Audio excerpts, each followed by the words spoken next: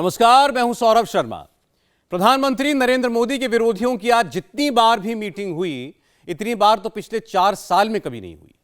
मोदी के विरोधियों में आज ऐसा पैनिक मचा हुआ है कि सुबह 9 बजे से ही मुलाकातें हो रही। राहुल गांधी को आज कोर्ट से 2 साल की सजा मिली। बेल लेकर वो दिल्ली पहुंचे। आज जेल जाने से बचे राहुल दिल्ली आए तो कांग्रेस के नेताओं ने उनका ऐसे स्वागत किया जैसे कोई चुनाव जीत कर आए हों। चुनाव कैसे जीता जाए, मोदी को कैसे हराया जाए, अरविंद केजरीवाल अलग प्लान बना रहे हैं। शरद पवार की अलग मीटिंग चल रही है। ममता बनर्जी अलग शहर में मुलाकात कर रही हैं। पता चला है कि आज जो भी नेता मिल रहा है वो एक बात कह रहा है कि मोदी का नाम लेने से पहले अब संभल कर बोलना होगा। मोदी का नाम लेते वक्त हवा हवाई बातें, हवा हवाई इल्जाम लगाने से बचना होगा, वरना वो हाल हो जाएगा जो आज राहुल गांधी का हुआ है। बाकी बात इस रिपोर्ट से समझते हैं।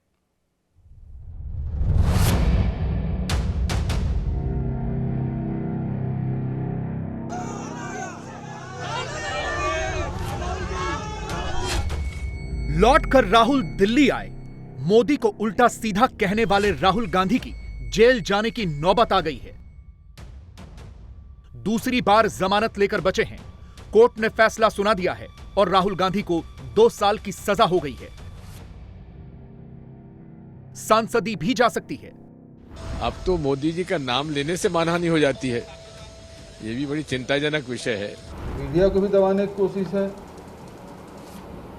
हमारे जुडिशरी को दबाने की कोशिश है, उसे प्रभावित करने की कोशिश। मालूम था पहले से ये लोग जज को बदलते गए, ये सारी चीजें करते गए, हमको तो अंदाजा लग रहा था। राहुल गांधी जी की एक फितरत बन गई है कि वो न्यायालय के में गलत बातों के लिए मुकदमे फेस करते ही रहते हैं। मोदी की मानहानि करने से राहुल को होगी भारी हानि। राहुल ने तोड़ी मर्यादा। 2024 में होगा नुकसान ज्यादा। 2024 की नई तस्वीर सेट होने लगी है। मोदी के खिलाफ एकदम नया महागठबंधन बनना शुरू हो गया है। एक ऐसा अलायंस जो कल तक किसी ने सोचा ही नहीं था। राहुल गांधी ने खुद को सत्य का पुजारी घोषित कर दिया है और अरविंद केजरीवाल जंतर मंतर पर सियासत के बड़े खिलाड़ी बनने का ट्रायल कर रहे हैं। राहुल ने 2019 के चुनाव से पहले मोदी के लिए खराब शब्दों का इस्तेमाल किया था।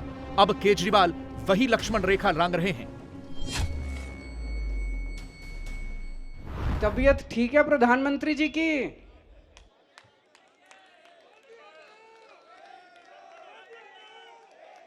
इतना डर किस बात का डर है प्रधानमंत्री को?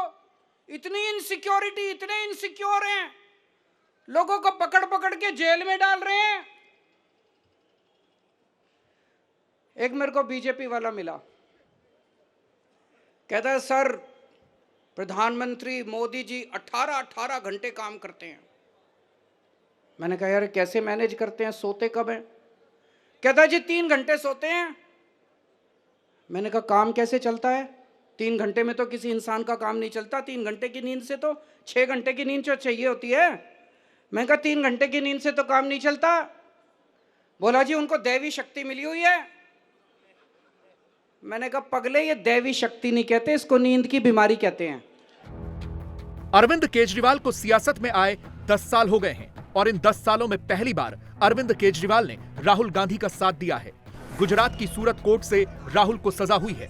सबसे पहले राहुल के समर्थन में अरविंद केजरीवाल ही आए। राहुल के कंधे से बंदूक चला दी और निशाने पर मोदी को ले लिया।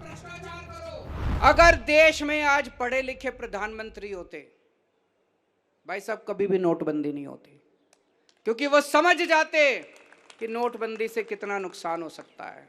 जीएसटी लागू किया गया, लेकिन जिस तरह से लागू किया गया, आज पूरे देश के किसी व्यापारी से पूछ लो, सारे छाती पीट के रो रहे हैं जी ये क्या जीएसटी कर दिया है कि नहीं है। कोई अगर पढ़े लिखे प्रधानमंत्री होते तो मेरे को फोन करते, कहते अरविंद जी पार्टीबाजी छोड़ो, आप ये मनीष सिसोदिया को मेरे को दे दो, मैं इसको देश का शिक्षा मंत्री बनाऊंगा। केजरीवाल की कांग्रेस विरोध से शुरू हुई पॉलिटिक्स आज सिर्फ मोदी विरोध पर आ गई और अब तो ऐसा लगता है कि शायद 2024 के लिए राहुल से गठबंधन भी कर लें। कांग्रेस और केजरीवाल का अगर गठबंधन हुआ तो पंजाब और दिल्ली में ही हो सकता है। दिल्ली में 7 और पंजाब में लोकसभा की 13 सीटें हैं। आम आदमी पार्टी के पास 0 सीट है तो कांग्रेस के पास पंजाब में लोकसभा की 7 सीटें हैं। राहुल और अरविंद केजरीवाल का गठबंधन बनेगा या नहीं, ये तो भविष्य के गर्त में है, लेकिन फिलहाल राहुल गांधी का अपने पक्के दोस्तों के साथ गठबंधन तय लग रहा है। तो एक तरफ 303 सीटों वाले नरेंद्र मोदी की बीजेपी है, दूसरी तरफ 52 सीटों वाले राहुल गांधी की कांग्रेस है, 4 सीटों वाले शरद पवार की एनसीपी है, 6 सीटों वाले उद्धव ठाकरे की शिवसेना है, 24 सीटों वाले स्टालिन की डीएमके है और 0 सीट वाले तेजस्वी की आरजेडी भी है, यानी कुल 86 सीटें। राहुल के ये वो दोस्त हैं जिनकी सोच एक है, जिनकी विचारधारा एक है और जिनके जीवन का एक ही मकसद है, मोदी की हार। LIC का पैसा, इसीलिए तो तेजस्वी यादव ने करीब करीब वही बात कही जो राहुल गांधी ने कही थी। आज के देश के हालात में देखा जाए तो सिर्फ गुजरात ही ठग हो सकते और उनके ठग को माफ किया जाएगा। LIC का पैसा, बैंक का पैसा दे दो, फिर वो लोग लेके भाग जाएगा तो कौन जिम्मेवार होगा? या ये भाजपा ही भाग जाए तो क्या होगा? तो आप तो जान ही रहे हैं कितने लोग ऐसे हैं, इनके दोस्त, इनके यार, जो भ्रष्टाचार कर रहे हैं, लेकिन ये लोग का तोता जो पिंजरा से नहीं निकलता इनके लिए। अब इस पूरी तस्वीर में नीतीश कुमार कहां हैं और उनका गेम प्लान क्या है, ये आपको थोड़ी देर में समझाएंगे। लेकिन उससे पहले महाराष्ट्र में एक नया एल्बम शूट हो रहा है, जरा वो देख लीजिए। महाराष्ट्र विधानसभा के गेट पर आज उद्धव ठाकरे और देवेंद्र फडणवीस मिले, लेकिन सिर्फ यूं ही नहीं मिले, क्योंकि महाराष्ट्र में जब से उद्धव ठाकरे की सरकार गई है तब से पहली बार दोनों नेताओं ने एक दूसरे से हाथ मिलाया है।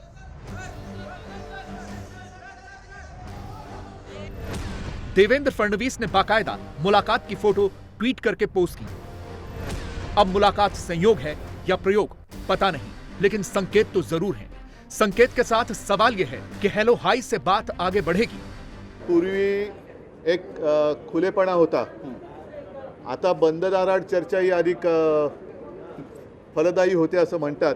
तर जेव्हा आमची कदाचित किंवा कधीतरी झालीच बंद दारात चर्चा, तर तेव्हा बोलू।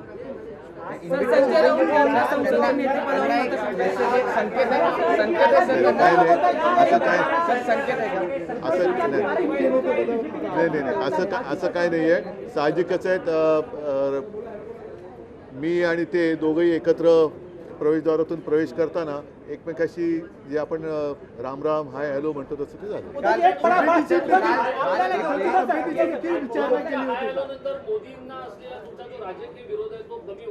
नाही नाही, असं लगेच तुम्ही मोठ्या काही गोष्टी अशा करू नका। साहजिकच आहे, म्हणजे आता असं मी म्हणेन की कोणाला हाय हॅलो म्हणणं सुद्धा पाप झालंय का, की काही हेतू पुरस्सरच ते करावं का? दिल्ली से मुंबई तक सब एक्टिव हैं, अरविंद केजरीवाल से लेकर तेजस्वी तक सब एक्टिव हैं, लेकिन कांग्रेस बहुत देर से जागी। मोदी को अपशब्द कहे जाने पर राहुल को सजा हो गई, जमानत लेकर बाहर आए हैं, लेकिन कांग्रेस फिर वही सब नैरेटिव दे रही है। कहीं तानाशाह लिखा जा रहा है, कहीं कह रही है कि हम नहीं डरेंगे। अब यह तक कहा जा रहा है कि गांधी डरते नहीं हैं। भाई का साथ देने बहन भी आ गई हैं, वही नैरेटिव, सच बोलेंगे डरेंगे नहीं। बाद में देखेंगे, अब तो बेल मिला है, फिर सोचेंगे। हमको मालूम था पहले से ये लोग जज को बदलते गए, ये सारी चीजें करते गए, हमको तो अंदाजा लग रहा था। लेकिन हम कानून में विश्वास रखने वाले हैं, जुडिशरी में विश्वास रखने वाले हैं और कानून के तहत ही हम लड़ेंगे। इसके बाद सेशंस कोर्ट ले जाएंगे इसको, और उसके ऊपर भी कई अदालतें हैं। ये गलत निर्णय है, कानून में इसका समर्थन नहीं किया जा सकता, और हम आश्वस्त हैं कि जल्द से जल्द इस विषय में हमारे पास एक सकारात्मक निर्णय आएगा। गलत केसेस को थोपकर आवाज़ को रोकना, बंद करना, डराना, धमकाना, ये प्रक्रिया ये सरकार भिन्न भिन्न रूप से कर रही है। मुझे कोई संदेह नहीं है कि जहां राहुल गांधी का नाम आएगा, यहाँ की सत्तारूढ़ सरकार वो सब कुछ करेगी जो अनैतिक है। ले देकर कांग्रेस के पास नरेंद्र मोदी को लेकर वही पुराने नैरेटिव हैं, कुछ नया नहीं है। समस्या यह है कि कांग्रेस 2019 वाला नैरेटिव लेकर 2024 में भी जा रही है। ऐसा लगता है कि कांग्रेस ने इतिहास से कुछ नहीं सीखा। कांग्रेस मोदी को जितना भी अपशब्द कहती है, मोदी और ज्यादा मजबूत हो जाते हैं। बीजेपी राहुल की फाइलें खोलकर रख रही है और कोशिश कर रही है कि 24 में भी मोदी वर्सेस राहुल हो तो बीजेपी को ज्यादा फायदा होगा। ये शिकायत इस बात पर थी कि उन्होंने 2019 के चुनाव की रैली में कर्नाटका में कहा था, कर्नाटका में, how come all the thieves have Modi as the common surname. सारे चोरों का सरनेम मोदी क्यों होता है? इसका मतलब क्या है? मतलब सरनेम नहीं, कहीं की मोदी जाति होती है, मोदी लोग स्पोर्ट्समैन होते हैं, पॉलिटिकल लीडर्स होते हैं, बड़े बड़े डॉक्टर्स होते हैं, प्रोफेशनल्स होते हैं, बिजनेसमैन होते हैं, और आपने ये कह दिया तो आपके खिलाफ कार्रवाई नहीं होगी क्या? क्यों नहीं होनी चाहिए? राहुल गांधी जो भी बोलते हैं वो आजकल ऐसा हो गया कि उससे सिर्फ नुकसान ही होता है। उनका पार्टी के लिए तो नुकसान होता ही होता है, लेकिन सबके लिए, देश के लिए भी अच्छा नहीं है। कांग्रेस के कुछ एमपी और कांग्रेस के कुछ नेता मुझे बताया, आज भी बताया, कि राहुल गांधी का जो रवैया है उसके वजह से सब खराब हो गया। उनके पार्टी भी डूब रहा है और साथ साथ में बाकी को भी नुकसान होता है। राहुल गांधी और बीजेपी की लड़ाई जब रुकी तो इसमें शरद पवार और ममता बनर्जी एक्टिव हो गए। 2024 में अगर कहीं कोई सरकार फंसी तो सबसे बड़ा खेला यही दो नेता करेंगे। सरकार बनाने में सबसे बड़ा रोल इन्हीं नेताओं का होगा और अपनी ये महत्ता ये दोनों समझते हैं। इसीलिए आज दिल्ली से दूर, कोलकाता से दूर, कांग्रेस से अलग मोदी के खिलाफ तीसरा मोर्चा तैयार करने के लिए ममता बनर्जी ओडिशा पहुंच गई। ममता बनर्जी ने ओडिशा के मुख्यमंत्री नवीन पटनायक से मुलाकात की। ये कोई आम मुलाकात नहीं है, इसमें भविष्य के बहुत से संकेत छिपे हुए हैं। We have discussed about the safety and democratic rights and the nation's safety. Let us hope that our people should be safe and sound. When myself and senior leader Novinji is here, I came to meet him courtesy, as a matter of courtesy. I may not discuss my opinion, all the discussing about the details in front of him, because sometimes something he may not support, something I may not support.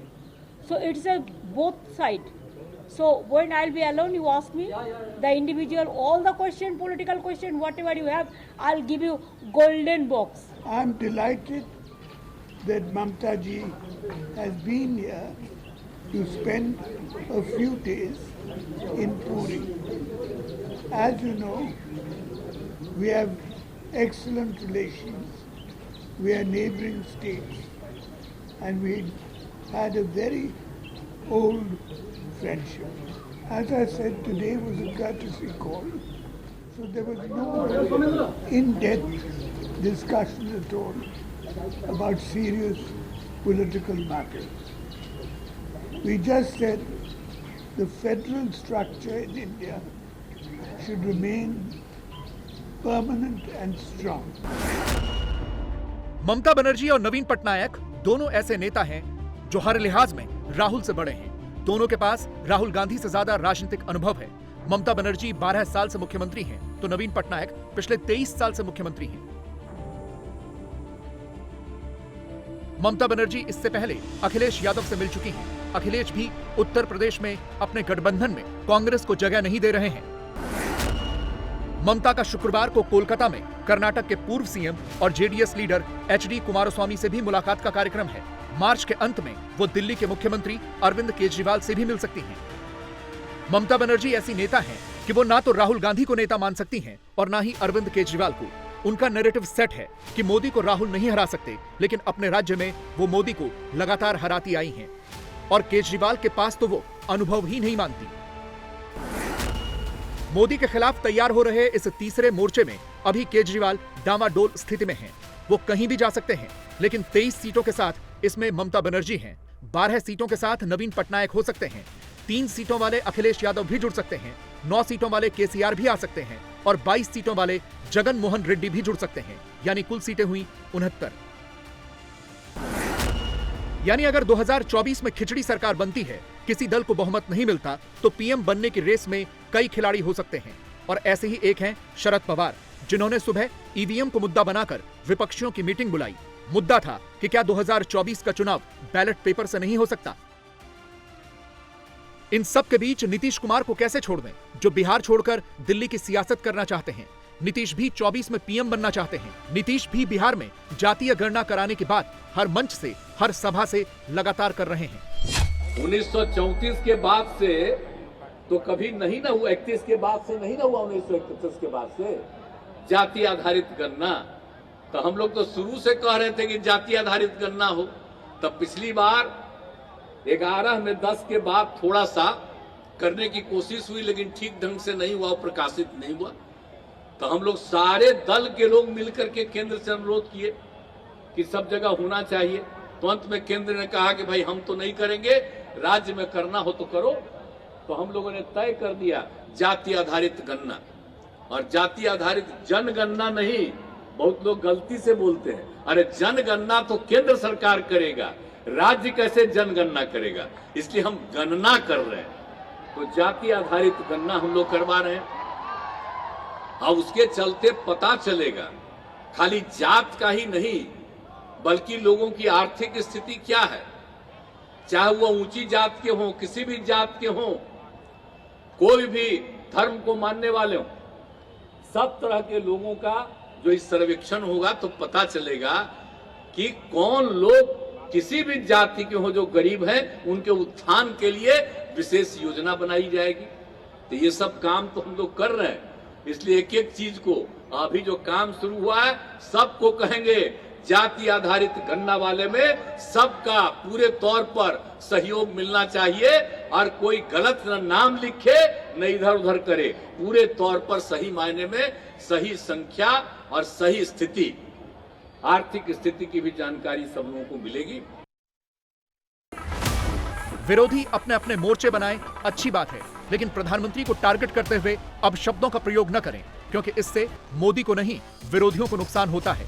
देखिए, राहुल गांधी उस 2019 के बयान को लेकर अभी तक भुगत रहे हैं, जिसमें उन्होंने मोदी को लेकर आपत्तिजनक बात कही थी। एक छोटा सा सवाल, इन सब के नाम, इन सब चोरों के नाम मोदी मोदी मोदी कैसे हैं? नीरव मोदी, ललित मोदी, नरेंद्र मोदी, और अभी थोड़ा ढूंढेंगे तो और बहुत सारे मोदी निकलेंगे।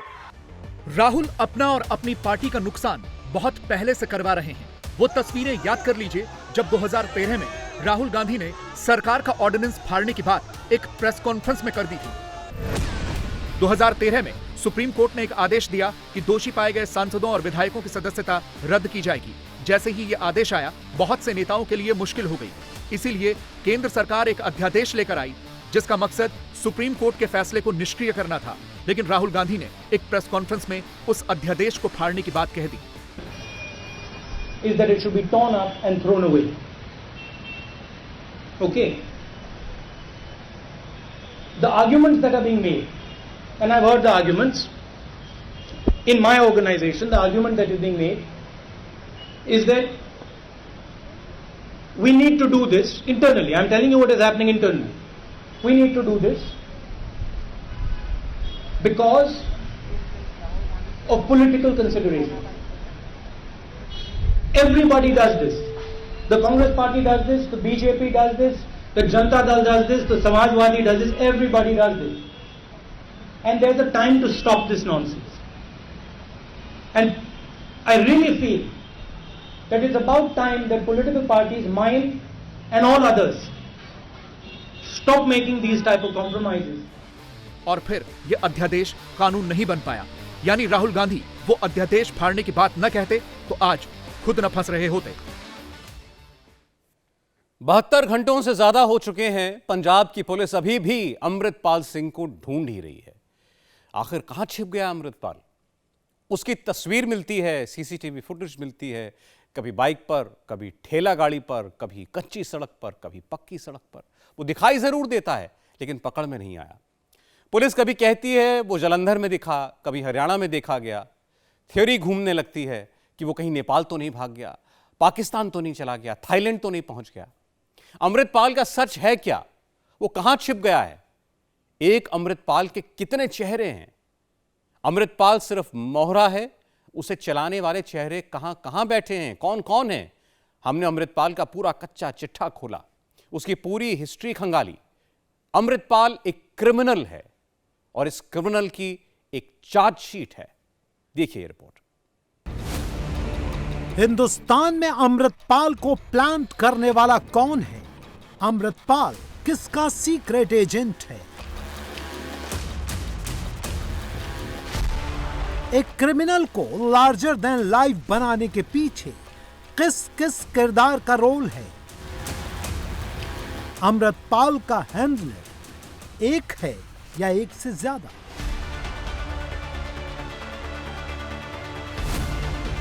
अमृतपाल के खालिस्तान फाइल्स पर विस्फोटक खुलासा हुआ है। अमृतपाल के पीछे वो लोग हैं जो ब्रेन वॉश करने में एक्सपर्ट हैं। इस दिमाग के पीछे वो चेहरे हैं जो आईईडी यानी इम्प्रोवाइज्ड एक्सप्लोजिव डिवाइस बनाने में माहिर है। आरडीएक्स से हिंदुस्तान में धमाकों की साजिश रचने वाले, हथियारों की स्मगलिंग करने वाले अमृतपाल के सीक्रेट हैंडलर्स हैं। गौर से देखिए इस चेहरे को। हाथ में खालिस्तानी झंडा और लंदन में इंडियन हाई कमीशन के बाहर हंगामा। ये किसके ऑर्डर पर आया? कहां से भीड़ लेकर आया? जानते हैं ये कौन है? जानते हैं इसका कनेक्शन किस किस से है? ये अमृतपाल से कैसे कनेक्टेड है? ये खालिस्तानी लंदन में इंडियन हाई कमीशन पर हमले करवाता है। इंडियन हाई कमीशन के बाहर सिक्योरिटी में तैनात ब्रिटिश पुलिस ऑफिशियल से हाथ मिलाता है। ये लंदन में पाकिस्तान हाई कमीशन भी जाता है, पाकिस्तानी हाई कमिश्नर से भी मिलता है, फोटो भी खिंचवाता है, पाकिस्तानी चैनल को इंटरव्यू भी देता है। इस शख्स की पूरी कुंडली, अमृतपाल से इसके कनेक्शन की सारी हिस्ट्री थोड़ी देर में देंगे। अमृतपाल कुछ और नहीं, एक अदना सा क्रिमिनल है जो धर्म का इस्तेमाल करता था। उसे पर्दे के पीछे से पंजाब में हिंसा भड़काने का ऑर्डर मिलता था, फोन आता था, मैसेज आता था, वो सिर्फ ऑर्डर फॉलो करता था। सोचिए, जैसे ही पुलिस पीछे पड़ी, अमृतपाल जान बचाकर भागा। कभी कार से भागा, कभी बाइक से भागा, कभी ठेले पर चढ़कर भागा। क्या आपको पता है कि अमृतपाल जिस महंगी मर्सिडीज से दिखा करता था, वो मर्सिडीज भी उसे एक ड्रग्स माफिया ने गिफ्ट दी थी। यानी अमृतपाल पंजाब में ड्रग्स डी एडिक्शन सेंटर चलाता था, लेकिन गिफ्ट ड्रग्स बेचने वालों से ही लिया करता था। दुबई में ट्रक चलाकर गुजारा करने वाला एक ट्रक ड्राइवर पंजाब आया तो खुद की प्राइवेट आर्मी खड़ी कर ली, आत्मघाती हमलावरों की फौज बना ली, हथियारों का जखीरा, असला, बारूद सब इकट्ठा कर लिया। यह उसने खुद नहीं किए, उसे यह सब मुहैया करवाया गया। अमृतपाल ने हिंदुस्तान में एक एक स्टेप कैसे रखा, उसे मोहरा बनाकर पंजाब किसने पहुंचाया, धर्म का इस्तेमाल करके एक क्रिमिनल आदमी कैसे दहशतगर्दी की दुकान चलाने लगा। चलिए सबूतों के साथ पूरी डिटेल देते हैं। खुलासा नंबर 1, अगस्त 2022 से पहले अमृतपाल सिंह अमृतधारी सिख नहीं था। वो अपने केस काटता था, क्लीन शेव, दाढ़ी रखता था। उसे धर्म से कोई लेना देना नहीं था, लेकिन एक स्ट्रेटजी के तहत विदेशी ताकतों ने उसे भारत में प्लांट कर दिया। खुलासा नंबर 2, अमृतपाल सिंह को ऐसा लुक रखने का ऑर्डर मिला जो खालिस्तानी आतंकी भिंडरावाले से मिलता जुलता हो, इसलिए अमृतपाल ने अपने कपड़ों का पहनावा और सारे मैनर्स भिंडरावाले जैसे ही रख लिए, यानी वो खुद को भिंडरावाले के उत्तराधिकारी के तौर पर प्रोजेक्ट करता रहा। खुलासा नंबर 3, अमृतपाल को वारिस पंजाब डे का चीफ उस गांव में ले जाकर बनाया गया जो भिंडरावाले का पैतृक गांव था, यानी पूरी कोशिश की गई कि इस अपराधी को भिंडरावाले 2.0 के तौर पर प्रोजेक्ट किया जा सके। मैंने यही कहा था कि ये खालिस्तान की स्टार्ट करने की कोशिश है, वापस एक मरे हुए घोड़े को जिंदा किया जा रहा है। और इसके लिए ये जो बंदा है अमृतपाल सिंह, ये नॉर्मली तो इसकी ये ना केस बांधता था, ना इसकी लंबी दाढ़ी होती थी, ये कोई सिख रिचुअल्स को फॉलो नहीं करता था। ये तो दुबई में अपने ट्रांसपोर्ट जॉब का बिजनेस में था और चल रहा था। ये अचानक टर्न अराउंड कहाँ से आया? ये थोड़ी है कि कोई इसको कोई ऊपर से वही नाजिल हुई है। ये ISI की ट्रेनिंग है, इसका गेटअप चेंज किया गया। अब इंडिया की ऑफिशियल्स ने जो इसकी मुख्तलिफ तस्वीरें पिक्चर्स रिलीज़ की हैं मुख्तलिफ गेटअप्स में, आप हैरान रह जाएंगे।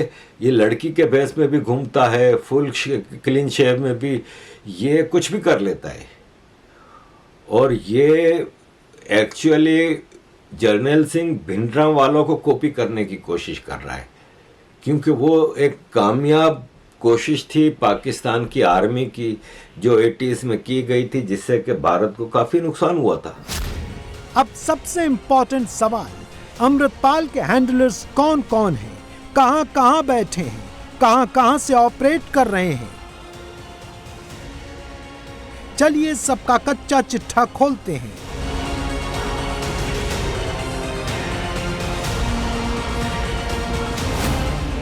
नंबर 1 है अवतार सिंह खांडा, जो शिरोमणि अकाली दल मान यूके से जुड़ा है और बेअंत सिंह की हत्या करने वाले आतंकी जगतार सिंह तारा का एसोसिएट है।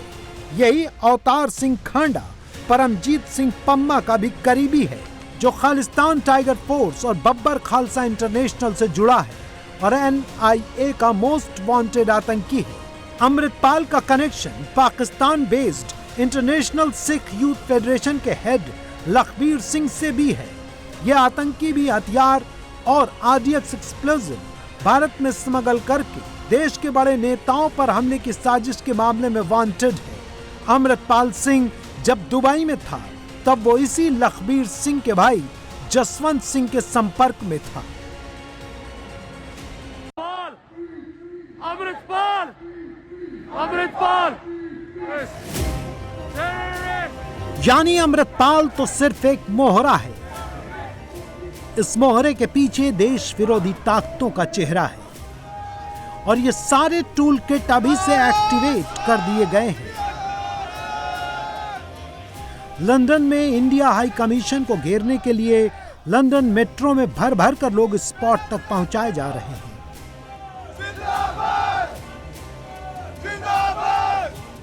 लंदन मेट्रो में जगह न हो तो बस भर भर के भारत विरोधी तत्वों को जुटाया जा रहा है।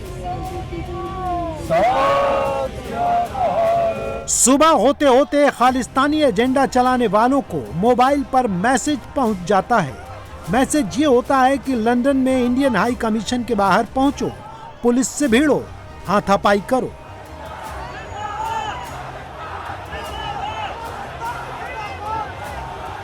हाथापाई से काम न चले, पुलिस रास्ता रोके तो पुलिस पर ही अटैक करो, स्मोक ग्रेनेड से हमला करो।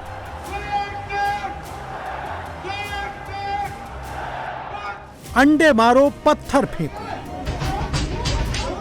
जो हिंदुस्तानी जहां दिखे उसे वहां टारगेट करो। इंडियन रेस्टोरेंट के शीशे तोड़ो, ऑन कैमरा धमकी दो। डर गया, खालिस्तानी आगे, आ जाओ बाहर, आ जाओ बाहर, आ जाओ बाहर, आजा आजा आजा। और कुसिया डर गया, डर गया।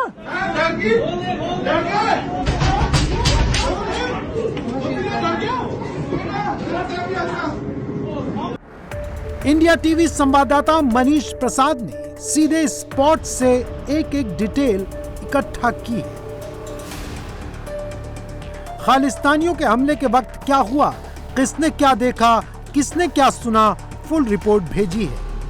हम इस समय लंदन में इंडिया हाउस के ठीक बाहर हैं। ये इंडिया हाई कमीशन है। यहाँ पर खालिस्तानी समर्थक आए और फिर उन्होंने यहाँ पर आकर जो मेन एंट्री गेट है, तस्वीरों में भी दिखाई दे रहा है, इसी जगह आकर उन्होंने पथराव किया, साथ में तोड़फोड़ की। जो यहाँ पर शीशे थे उनको नुकसान पहुँचाया। उसके अलावा यहीं से चढ़कर वो ऊपर की तरफ गए और ऊपर जाने के बाद देश के राष्ट्रीय ध्वज के साथ उन्होंने उसका अपमान किया। अपमान करने के साथ साथ जितने भी खालिस्तानी समर्थक थे जो कि इंडिया हाउस से ठीक जो सामने रोड है, इस रोड से करीबन 10 मीटर की दूरी पर प्रोटेस्ट कर रहे थे, वो यहाँ पर आए और उत्पात मचाने लगे। खालिस्तान के नारे अमृतपाल के लिए यहाँ पर उसकी रिहाई की मांग करने लगे। उनको कुछ नहीं पता था, सोचे समझे तरीके से वो यहाँ पर आए और 3 घंटे का उन्होंने प्रोटेस्ट किया। इंडिया हाउस का जो ये मेन एंट्री पॉइंट है, यहाँ पर आकर उपद्रव मचाया। उसके अलावा जो आसपास का जो पूरा गेट है, जो पूरा एरिया है, वहाँ पर उन्होंने जो अपने साथ सामान लाए थे वो बिखेरने की कोशिश की। जो शीशे थे उस पर डंडे मारे। डंडे मारने के बाद इसको पूरी तरीके से नुकसान पहुंचाया। पाकिस्तान को बैंकरप्ट कर डाला। 1947 में पाकिस्तान का दो था, east Pakistan, west Pakistan. East Pakistan भी चला गया। अभी पाकिस्तान के पास है क्या? भिखारी तरीका दुनिया में। अच्छा, मैं क्विकली आपसे पूछता हूँ कि आप जैसे OCI और वीजा कैंसिलेशन की बात कर रहे हैं, प्राइम मिनिस्टर नरेंद्र मोदी से क्या कहना चाहेंगे? आप चारों से एक सवाल है, बिल्कुल क्विकली आप बता दीजिए क्या कहना चाहेंगे। बस they should withdraw their rights to enter India and they should not be allowed to live from India and their assets should be seized. क्या कहना चाहेंगे प्राइम मिनिस्टर नरेंद्र मोदी से? मोदी जी से हमारा यही रिक्वेस्ट है कि आप इनके OCI और वीजा कैंसिल कीजिए इमीडिएटली। मोदी जी से मैं कहना चाहूंगा कि ये take a firm action for Bharat, no compromise with Tiranga, no way. जय हिंद, जय हिंद, जय Hind. I agree with everyone completely. जो भी एक्शन जिन लोगों ने हमारे इंडियन फ्लैग के साथ ये किया है और इंडियन हाई कमीशन के साथ ये किया है, उनके लिए कोई भी एक्शन लेना एक कम्युनिटी के लिए एक्शन नहीं होगा। This is only fringe element जिन्होंने ये किया है, उनके खिलाफ एक्शन लेने से हमें नहीं उठना चाहिए। और ये वो आवाज है जो इस समय लंदन में इंडिया हाउस के ठीक बाहर है। एक एक करके हम आपको तस्वीर दिखा रहे हैं। देश का राष्ट्रीय ध्वज लहरा रहा है, लेकिन यहाँ पर उपद्रव मचाया जिसकी वजह से इस शीशों पर, जो कि इंडिया हाउस के शीशे हैं, वो पूरी तरीके से चटक गए। यहाँ पर पत्थर फेंके गए, यहाँ पर काफी ज्यादा उपद्रव मचाया गया। कोई पहचान ना पाए इसलिए चेहरा ढककर पहुंचो, मास्क लगाकर हंगामा करो।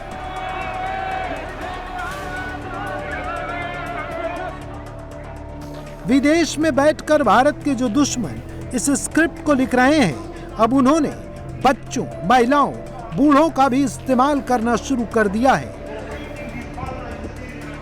यानी अमृतपाल सिंह जैसे अपराधी की ही तरह उसके हैंडलर्स के काम करने का तरीका भी किसी अपराधी जैसा ही है। और इन अपराधियों को सुपारी मिल रही है ISI और पाकिस्तान से। तभी तो जब लंदन में इंडियन हाई कमीशन के बाहर हंगामा हुआ, तब वहां पहुंचने वाला पहला रिपोर्टर पाकिस्तानी था और नारे भी ISI समर्थित ही सुनाई दिए।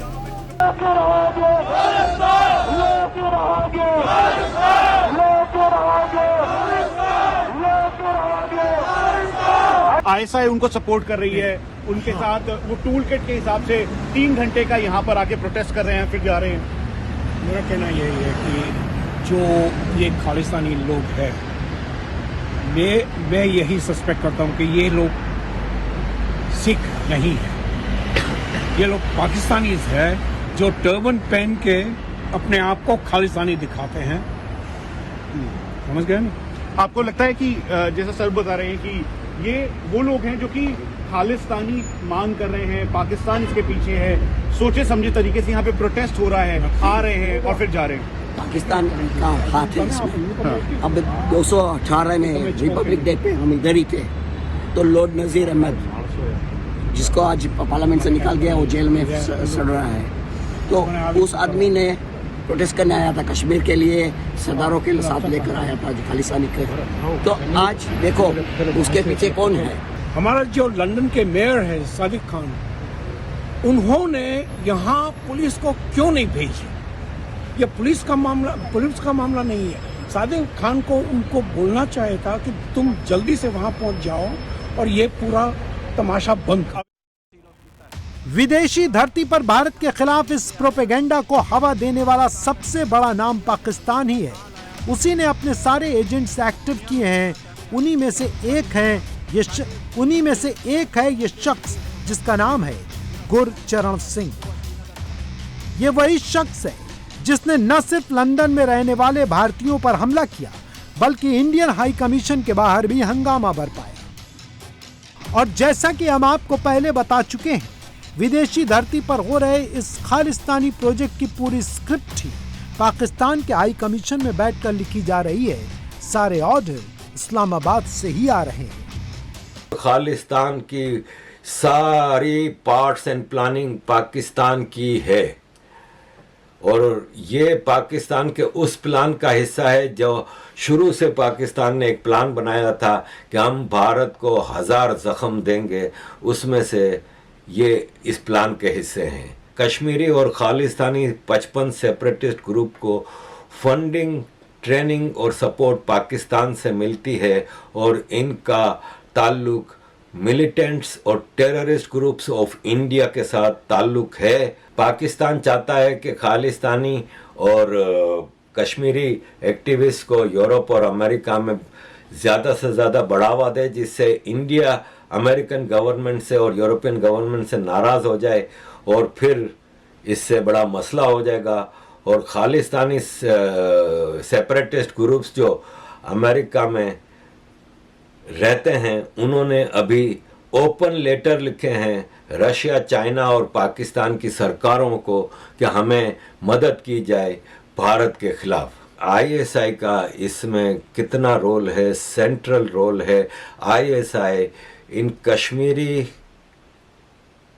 खालिस्तानी और मुस्लिम्स ऑफ इंडिया के नाम से ऐसी कई ऑर्गेनाइजेशंस अमेरिका और यूरोप में चला रहा है, उनकी फंडिंग कर रहा है, उनको डिप्लोमेटिक सपोर्ट दे रहा है।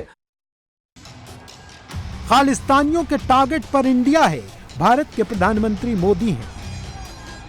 लेकिन अमृतपाल जैसे अपराधी को इंडिया में प्लांट करने वाला पाकिस्तान और उसके लंदन वाले गुर्गे ये भूल गए कि कितना भी खालिस्तान खालिस्तान चिल्ला लो, कितनी भी थ्योरी घुमा लो, कितना भी शोर शराबा मचा लो, उनकी सोच को सपोर्ट करने वाली पब्लिक न इंडिया में है न ही लंदन में है। जो प्रोटेस्ट करने आई वो तो सिर्फ चंद लोगों की भाड़े की भीड़ थी। आपने देखा कि खालिस्तानियों ने जो हमला किया था भारत के हाई कमीशन पे, वो हमला था, वो प्रोटेस्ट नहीं था।